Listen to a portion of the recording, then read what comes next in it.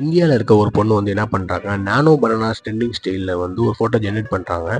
Generate பண்ணும்போது அவங்களோட உடம்புல வந்து மச்சம் இருக்கிறது அப்படி தெரிய வந்திருக்கு. இதை பார்த்தோன்னே அந்த பொண்ணு ரொம்ப ஷாக் ஆகிட்டாங்க.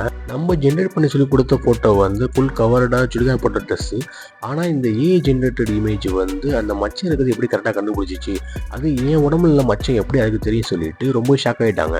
உடனே அந்த பொண்ணு என்ன பண்ணுறாங்க, அவங்களோட சோசியல் மீடியா பேஜில் போயிட்டு அவங்க ஒரு வீடியோ மேக் பண்ணி போடுறாங்க. இங்கே பாருங்கள், நான் ஒரு இமேஜ் ஜென்ரேட் பண்ணி சொன்னேன், ஆனால் இது என்னோட உடம்புல மச்சம் இருக்க மாதிரி ஒரு இமேஜ் ஜென்ரேட் பண்ணி அமைச்சிருக்கு அப்படின்னு சொல்லிட்டு அவங்க ஒரு வீடியோ சோசியல் மீடியாவில் போடுறாங்க. அதை பார்த்தா நிறைய பேர் கமெண்ட் பண்ண ஆரம்பிச்சிட்டாங்க.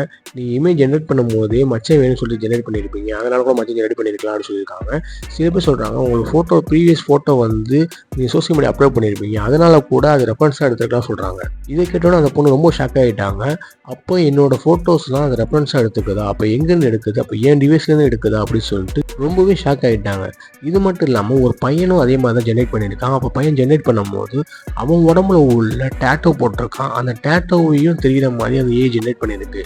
எப்படி என் உடம்புக்குள்ள ஒரு டேட்டோ அதுக்கு எப்படி தெரியும் சொல்லிட்டு அவனும் டவுட் பண்ணிட்டு அந்த கமெண்டில் வந்து பேசியிருக்கான். இந்த விஷயம் ரொம்ப வைரலாக பரவும். அந்த தரப்புலேருந்து என்ன சொல்கிறாங்கன்னா, நீங்கள் கொஞ்சம் சேஃபாக யூஸ் பண்ணுங்கள் ஏஐ கொஞ்சம் நம்பாதீங்க, அது ரொம்ப டேஞ்சரான விஷயம்தான்.